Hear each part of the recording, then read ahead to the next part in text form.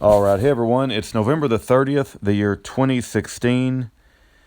And we just finished watching the Netflix documentary 13th by Avu Devernay. I believe I'm pronouncing that right. Anyway, I've got a lot of thoughts on this. I took a few notes. This may be a fairly long video. I'm not 100% sure, but I wanted to do this review while it was fresh in my mind. You know, it's like when I went to the Ken Hovind trial, or if I went to Bryce Matthew Quellar's trial. It's like while it's fresh in your mind, you want to perform your thoughts while it's still fresh, right? So I found it is a good movie as far as I recommend that you watch it. Regardless of, I got to say, most of the people in the movie I passionately disagree with and almost detest some of them. An example would be Cory Booker. Hillary Clinton is in the movie. Obama, Charles E. Samuels Jr., who was the BOP prison director. Van Jones. I think he's a communist. So I don't have political views that align with the people that are highlighted in the movie. And the movie is all about being a victim, right? It's almost like a lot of people like get together and it's all about misery loves company, and let's just talk about being a victim. And I can't relate to that way of thinking. Let me, I made a video a while back and I said, when we get to heaven and everybody's like talking about their experiences on earth, don't ever like come up to me and say, what was it like to live without guns, while you were living on planet Earth? I don't ever ask me that, because I won't know. And the same thing goes for prison. And my wife and I have had this discussion, and don't ever ask me what it's like to go to prison, because I ain't ever gonna know. And you don't break the law. I don't break the law, and you can just draw from that whatever you want to draw from that. But I ain't going to prison, and so don't ever ask me what it's like. And so the point is that there's a lot of people that do go to prison, and so the Bible tells us to remember our brothers in bonds, and for them, I don't agree with mass incarceration. I think there is a huge problem with mass incarceration in this country. And we learned in the course of the movie that 1 in 3 black men, or people of color, I think it was black actually, not just Latinos, but just black men specifically, 1 in 3 black men will be in prison during the course of their life, whereas when it comes to white, it's 1 in 17. But this movie, The 13th, is probably the foremost movie that will be put forth by the Black Lives Matter movement. Okay? I've never saw the issues. I've known about Black Lives Matter for some time. I've mostly thought it had to do with stopping police brutality. And my understanding of the statistics of police brutality as it applies to black people, that the statistics were very low. But they've done something more than just police brutality in this particular movie. They've tied massive incarceration across the United States and how that impacts people of color. And for that issue, they make a good point. And I'm actually, and I hate to say this because some of these people I detest, I actually have common ground with them on eliminating mass incarceration across the United States. And I believe there are a lot of people of color that are in prison that shouldn't be there, as well as white men and women that shouldn't be there. And so I do share common ground on that particular issue. But this is the first movie that I've ever seen that tells the story of mass incarceration. They specifically focus on black and Latino, almost acting like, that the problem doesn't really apply to white people, because they never talk about it from a white people perspective. But it just so happens that if 40% of the people in prison are people of color, then what's the other 60%? They have to be white, right? So the white race is affected, if you want to talk about race in that regard. Let's talk about racism, okay? Let's put that out on the table before I go any further, because the entire movie, The 13th, is written from a racial perspective. It's written from a black and Latino perspective, and it paints a historical picture where white people have always oppressed people of color, and we're just finding new ways to do it. That's the way the movie is written. Okay, but let's talk about this word called racism and what's in the hearts of men, right? And what we're going to define as a racist. Are you a racist if you prefer to be around people of your own ethnicity? Does that make you a racist? So if you're a white person and you prefer to be married to a white person and you prefer to be living in a neighborhood with white people, if it's just a preference issue, but you don't treat people of color any different, does that make you a racist? Or do you actually have to discriminate? You know, like when you go shopping, do you specifically look for, you know, I don't even know how you do that nowadays because it's like almost, you know, how do you determine, because we're so intermixed, right? But you got this preference issue, and then you also have discrimination. Like if you're a manager and you want to hire somebody to do a job, if you only hire a black person, if you're a black manager, or if you only hire a white person, if you're a white manager, does that make you a racist? Because you've had an activity of discrimination. And then you also have, if you look it up on, you know, the actual, because I have an 1828 Noah Webster dictionary, and I looked up the word racist. You know, it doesn't even exist in the dictionary in the 18. It must be a fairly new word, right? And so, if it requires an act of discrimination to be a racist, you know, that's one way to define the word. Or if it's just a preference, or the other way to describe the word racist is you believe that your race is superior. That's the way I believe that most people define the word, is that you simply believe, if you're a white person, you believe the white race is superior, or if you're a black person, you believe the black people are superior. It's the same thing as if the Pittsburgh Steelers are you know, playing the Dallas Cowboys. You believe, hey, the Dallas Cowboys are superior, they're my team. And you know what I would add to that, if that is your definition of racist, is that you believe a certain race is superior over another race? Well, I believe that a common thief is much worse than a racist if that's your definition of a racist. You know, I mean, I would rather live next door to a racist who believes, I'd rather live next door to a black man who believes black men are superior than live next door to a dang thief. And so if you call someone a racist, so what? If they can have any belief system they want to, as long as they don't act upon it and they're not out, you know, specifically discriminating, or they are, you know, what I'm trying to say is that a belief system doesn't necessarily make someone a horrible person. And I'm not saying that I hold a belief system or that I don't hold a belief system, or that you do or you don't. But I would say we have to define our terms. And so when anybody gets into a conversation with me about the word racist, I would like to know what they mean by that. I mean, Is affirmative action racist? I think affirmative action is racist. What about hiring somebody based on their talent and the content of their capabilities and their skills? And, you know, if that happens to be a room full of black people because they're all the best at doing whatever the job is, well, that's fine. You know, or if it's a whole bunch of Asian people because Asian people are the best at doing that, that's fine. But to specifically go out and say we have to fill the role with, you know, 20% blacks and 40% whites and 20% Asians, you know, it just, that doesn't make any sense to me. That's racist. That's racist. That's looking at skin color and giving an advantage or disadvantage based upon the, you know, the color of your skin.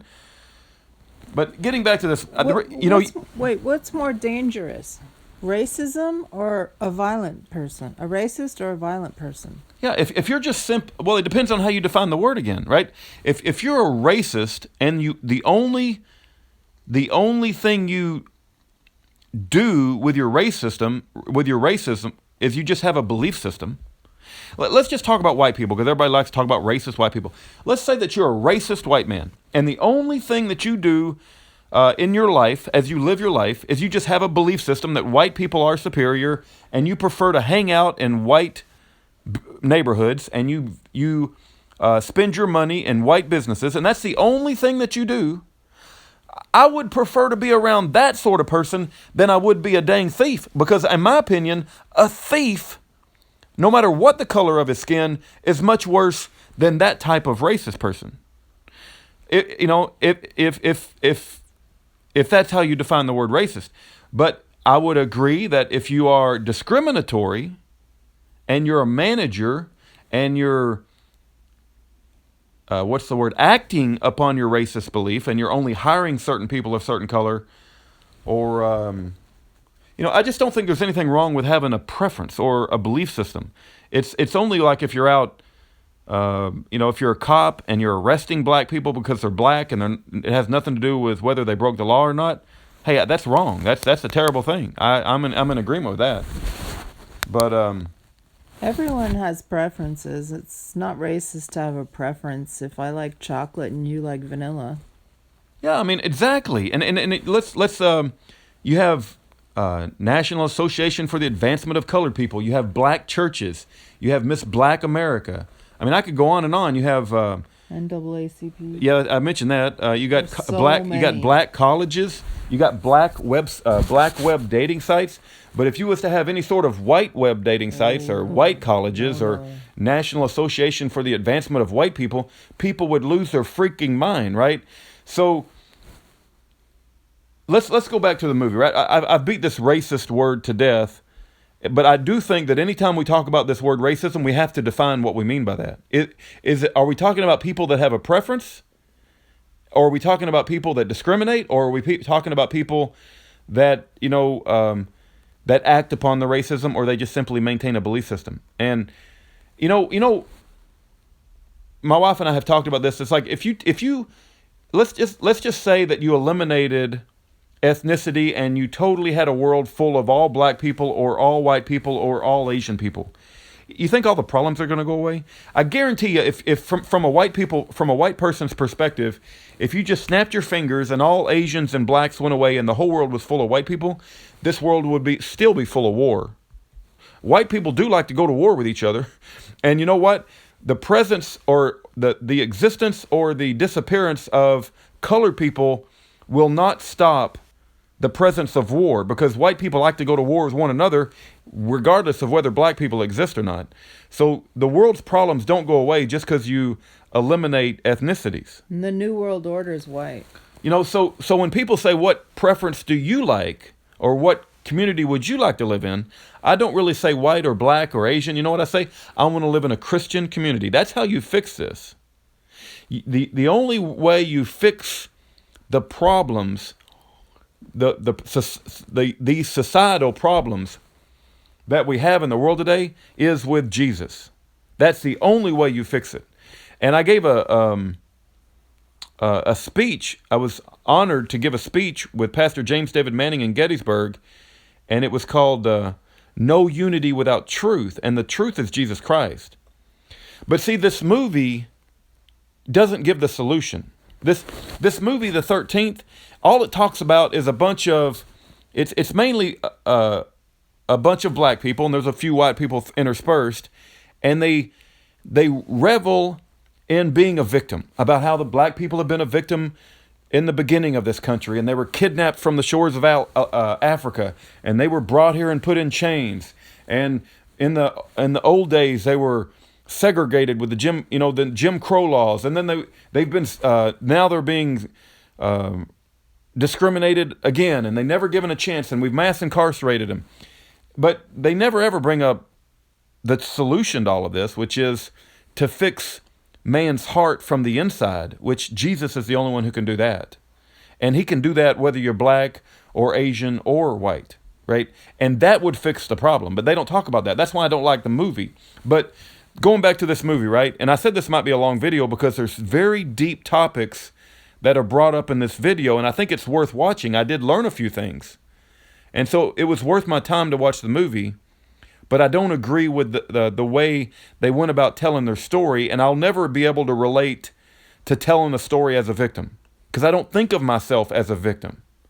But this whole movie is about we're the victim, and we got to be vigilant, and and it's like, don't ask me what it's like to be a victim, because I don't know, right? I don't live my life as a victim, and I don't go around reveling and miserating, or I don't even know if that's a word, but commiserating as myself as a victim. We are overcomers through the blood of Jesus Christ, right? Win. Yeah, we win. We are on the victorious team. We already have the victory. And so making movies about the historical victimness of my people, and my people, I don't consider my people being just white even though I consider myself a white man. My people is Christian people, no matter what the color of their skin. But see, this movie doesn't bring that aspect. It doesn't bring that solution to bear. And that's my problem with the movie. But I did learn a lot of things about the movie, as the movie progressed. Charlie Rangel, my goodness. Wasn't he, I could have, I'm not 100% positive, but I could have sworn he was a pimp, and he had trouble with running some sort of pimp out of his house or something. I don't know. I think he ran like some sort of brothel. And these are the black men that they're going to hold up as... They should have had Pinkney on. He's a good guy. I mean, if you just are absolutely got to have a black leader for the black community, then why not find a Jesus following, a Bible believing follower of the Lord Jesus Christ, like Larry Pinkney? Yeah, that you can lift up. But Charlie Rangel, this other guy, Cory Booker is a gun grabber. I mean, he wants to give up all our guns. He wants to get rid of guns. Cory Booker is the worst example to ever lift up as some sort of leader that people should listen to. Cory Booker makes me want to vomit mentioning his name, and he was highlighted in the course of this movie. They did not one time mention CMU, Communication Management Unit. They did not one time mention political persons. They did not one time mention FIJA, Fully Informed Jury Association. Yeah, that would have been a very good thing to add to that movie. Yep, they didn't one time mention jury nullification, right? And so, and they talked about how the FBI, they made the case that if you go through white... Go ahead. Did you going to say something? Yeah, I was just thinking, that movie they made, they weren't looking for any solution, or they didn't suggest any solutions like FIJA or jury nullification. You know why? Okay, you're right. They don't... That whole movie didn't it didn't talk about solutions. It just said we have to be vigilant. You know what the solution is? The solution is Jesus Christ, because it changes men's hearts. And so that's why I don't like the movie. You know what the purpose of the movie? First of all, it's going to be the premier movie for Black Lives Matter. But the other purpose of the movie is to bring unity. It's to bring unity of all the poor victims who felt victimized. And so they're all going to come together so they can be unified. Well, my goal in life is not to be unified with my fellow human beings. My goal in life is to glorify the Lord Jesus Christ and to pursue truth, because Jesus Christ said, I am the way, the truth, and the life. No man cometh unto the Father but by me. But if your goal is truth, then you're not necessarily going to be unified. But the New World Order, what's the New World Order? One world government, one world religion. It's to bring everybody together. That was the goal of the movie. It's a New World Order movie. Do you think it was about that, or do you think it was to start a race war? Yeah.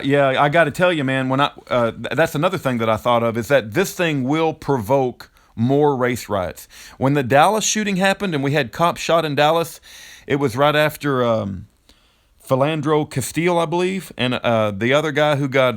Brown? I think he's the guy who said, I can't breathe, right? And there was some other guy that was shot in police brutality, and that provoked a young man to go shoot Dallas cops, right? And so this movie will provoke yet more race problems. It absolutely will. And you know what? I'm aware of, this police brutality where they show black lives, and I believe the statistics on that do not warrant the amount of attention that it deserves, but I could go find white victims if I wanted to, and I could show the perpetrators were black, and I could do it on a massive scale, and I could run those I could talk about that incessantly, and I could run those videos over and over again, and I could do the same thing they're doing from the black perspective. They showed the slaves, they showed the ones that had been beaten, that had their skin all torn up on the back, and the guy with his shirt off and his back is just completely lacerated. It's far outweighed the other way around, but we'll not focus on that. Yeah, I mean, you got the lynching. They showed the white people all gathered around the black. So anyway, what I'm trying to say is there is problems, but you can paint the picture either way, and we could go into the statistics about that, right? Let's go back to the movie. Okay, they brought up this ALEC, A-L-E-C, and they talk about corporations. And they talk about how corporations have impacted policies such as the privatization of prisons, the implementation of laws that massively incarcerates a tremendous amount of people, not just blacks and Latinos, but whites too. 3 strikes. 3 strikes and you're out. Long prison Right. terms.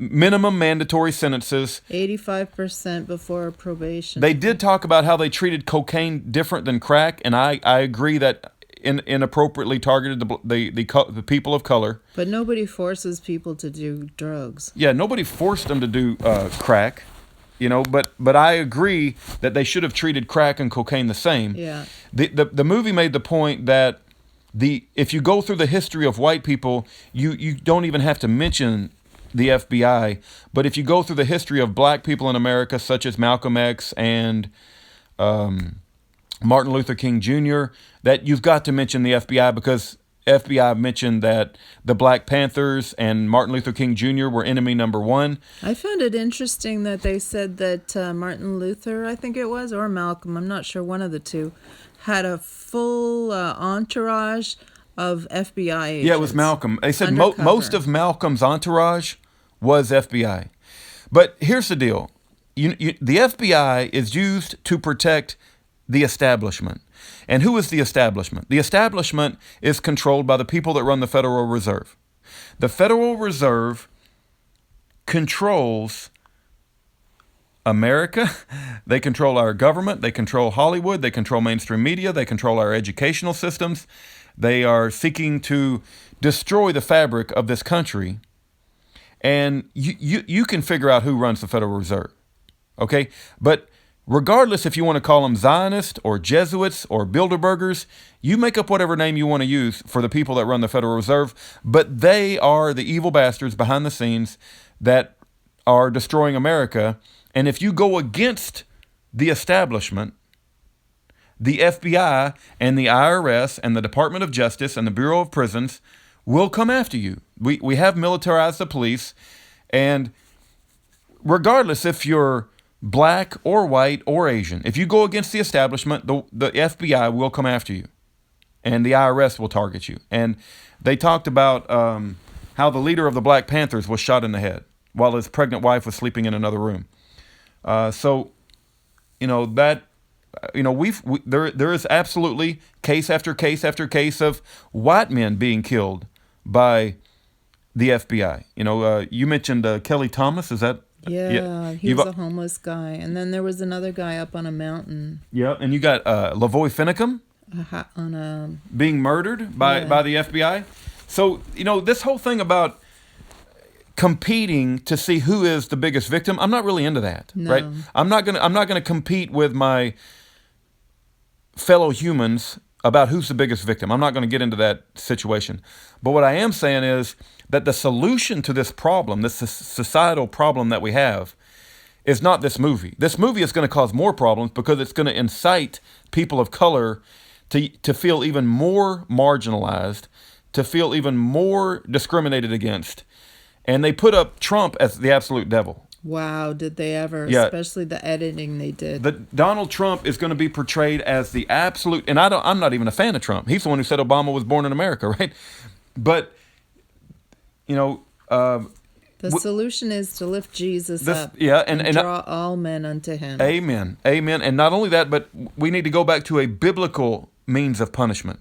And that means we need to have, beatings. Ken Holman talks about it. If you commit a crime and you were convicted, then you get a lashings, public lashings, right? And then if you do it enough and that crime is heinous enough, you know what we do to you? We kill you. If you're convicted of raping a woman, right? And the DNA evidence proves that, and there's a witness, because I'm sick and tired. I've heard so many stories about rapes that are not true. Well, and we know Charles Dyer. I don't believe he's guilty. The problem is our society has gotten so far away from God and so far away from biblical principles. It's trendy to lie. Yeah, and even the juries are just full of zombies, government-following lemming zombies, that they'll follow the prosecutor. They get intimidated by the big courthouse and the big, gigantic, the judge who walks in with a fancy robe. And they get intimidated. And so, for me as a Christian to say, I believe in biblical punishment with, death sentences and beatings, I never want to be, shy about saying we need to get back to the Bible, because the Bible does teach biblical penalties for crimes, but we're so far away from that right now. We are. It's like how do you manage to get society back to biblical principles, given that we're so far away? And it's going to take a miracle of God. Miracle. It's going to take an absolute miracle. But let me go through my. They also talked about plea deals and how the plea deals. They encourage plea deals so they don't have to go to a jury trial, and I know what the point was, that they have to punish the person for going to jury trial, so they give them an extra long sentence if they select jury trial versus plea deal. And I thought that was terrible. Yeah. Basically, everybody thinks we have a judicial system that's trial by jury, but that's absolutely not the case, because they say if you take a plea deal, you'll get 1 to 3 years, but if you don't, you're going to get 30 years, and they will 20 or 20 to 30, right? And they're gonna penalize you and punish you, because if everybody went to trial, the system would break down. They don't have time. They don't have the resources to send everybody to trial, so they push these plea deals big time. Crazy. And ultimately that makes people compromise even though they're not guilty. And we saw that with Fisher of Men. Even though he pled Alford, which, they treated him with a plea deal. They treated him as if he was guilty, even though he pled Alford, which means he's maintaining his innocence, but he's not going to put up a fight, because he knew that if he goes to a trial, that all these prosecutors are going to twist in that courtroom. We're not seeing justice in the courtrooms today. We see that over and over again with Schaefer Cox, Charles Dyer, Pete Santilli, the Bundys, the Hammonds. The list goes on and on and on. So you also talked about the privatization of the prison system, and how it's not meant to rehabilitate the prisoners. And we used to have a parole system that said when someone was deemed no longer a threat, we would let them out of prison. There's no reason to keep them in prison any longer. But now that's not the case. It's almost like we treat our prisoners worse than we do animals in a kennel. There's no windows. They talked about maggots in the food. They talked about the CCA criminal CCA. It's a private company that runs our prisons in America. They're making a tremendous amount of money. And they talked about the prison industrial complex and how just absolutely they have to keep the prisons full in order to keep the money going. They even brought in Birth of a Nation, the KKK movie, and they continued to play on this race thing, which tied it back to Black Lives Matter. For any of you that are familiar with the movie Birth of a Nation, they played that up big time. They talked about Trayvon Martin and George Zimmerman a whole bunch.